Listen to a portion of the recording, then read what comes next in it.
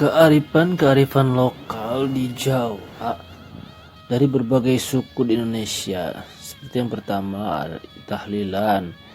Istilah tahlilan berasal dari bahasa Arab, yaitu dari kata halala yuhallilu tahlilan. Artinya membaca kalimat la ilaha illallah yang mengandung makna sebuah pernyataan bahwa tiada Tuhan selain Allah. Kalimat tahlil itu dan rangkaian bacaan dalam tahlil tidak lain hanyalah mengesahkan dan mengingat Allah Subhanahu wa taala serta taqarrub ilallah. Itu upaya untuk selalu mendekatkan diri kepada Allah. Adapun budaya tahlil mempunyai pemahaman bahwa rangkaian kalimat dari bacaan tawasul, bacaan yang diambil dari ayat-ayat Al-Quran dan hadis, sampai doa yang dibaca sendiri maupun dipimpin oleh seorang imam dan diikuti oleh beberapa orang, baik itu untuk hajat sendiri ataupun untuk orang lain. Semua itu dimaksudkan oleh doa untuk berdoa, yaitu berdoa kepada Allah dan mendoakan diri sendiri atau orang lain, baik yang masih hidup maupun yang sudah meninggal. Budaya tahlil ini juga mempunyai makna ukhuwah, syiar, pembelajaran dan juga ajakan untuk senantiasa berzikir kepada Allah Subhanahu wa taala dan membiasakan diri membaca Al-Qur'an serta berdoa minta ampun dan pertolongan kepada Allah Subhanahu wa taala. Acara tahlil ini biasa diselenggarakan kapanpun, malam, pagi, petang, dan di mana saja, musola, rumah, atau di kantor. Baik kepada acara khusus tahlil maupun pada acara-acara tertentu sepanjang dalam koridor kebaikan. Kemudian kedua, ada pengajian. Kegiatan pengajian adalah menyampaikan materi-materi keagamaan kepada orang lain dan juga mempunyai makna dakwah, yaitu menyeru orang lain untuk meninggalkan perkara yang dilarang oleh Allah Subhanahu wa taala dan melaksanakan hal-hal yang diperintah oleh Allah Subhanahu wa taala untuk mendapatkan ridhonya. Orang yang menyampaikan materi-materi keagamaan di acara pengajian biasa disebut mubalik, ustadz atau dai. Itu orang yang menyeru mengajak kepada Allah, mengajak kepada orang lain ke jalan Allah. Ragam dan jenis pengajian sangat variatif. Itu dipengaruhi oleh beberapa faktor-faktor lain seperti waktu, tempat, metode, peristiwa, peserta, pengunjung, dan penyelenggara.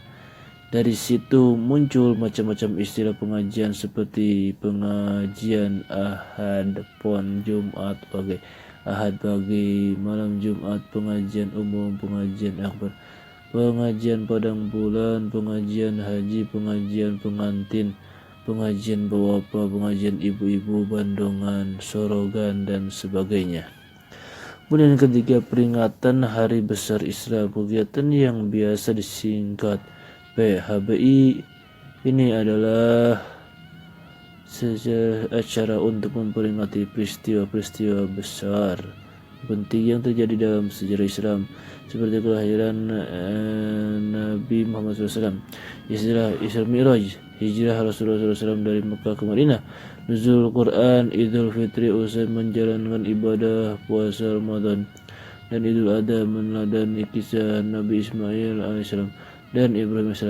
Perayaan hari-hari besar tersebut ditandai dengan kegiatan ibadah seperti ceramah agama, puasa, membaca salawat maupun salat. Kemudian ada juga sekaten. Kegiatan ini merupakan upacara untuk memperingati Maulid Nabi Muhammad SAW di lingkungan Keraton Yogyakarta. Selain pada momen Maulid, upacara sekaten diselenggarakan pula pada bulan besar Zulhijjah. Dalam perayaan ini, gamelan sekaten diarak dari keraton ke halaman Masjid Agung Yogyakarta dan dibunyikan siang malam sejak minggu sebelum tanggal 12 Rabiul Awal.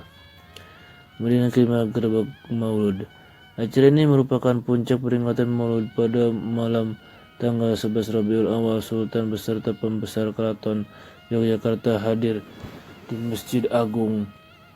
Acara dilanjutkan dengan pembacaan riwayat Nabi Muhammad SAW dan ceramah agama.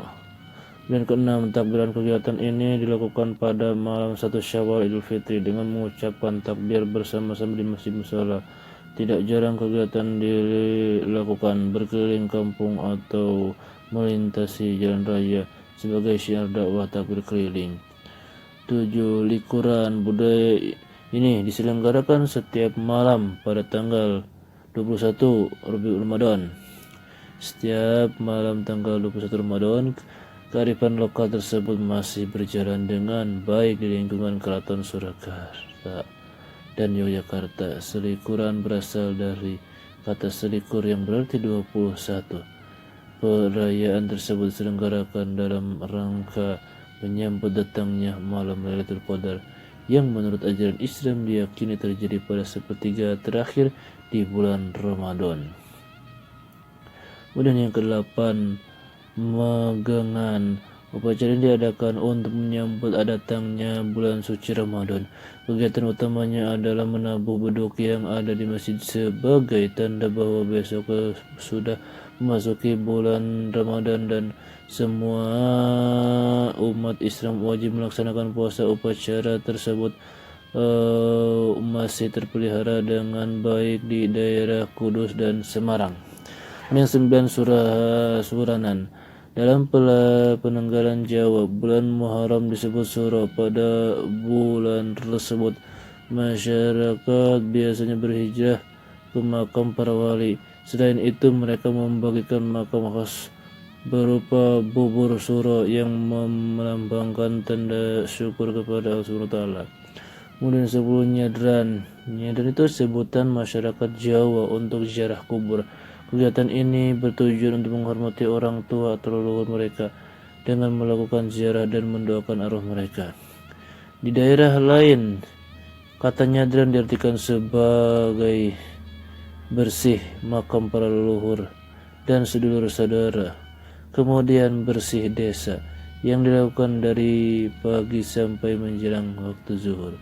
Kemudian ke-11, Lebaran Ketupat. Ini disebut juga dengan Bakdar Kupat yang dilaksanakan seminggu setelah pelaksanaan Hari Raya Idul Fitri. Ketupat adalah jenis makanan yang dibuat dari beras dengan janur, daun kelapa yang masih muda dan dibentuk seperti belah ketupat. Itulah kearifan lokal.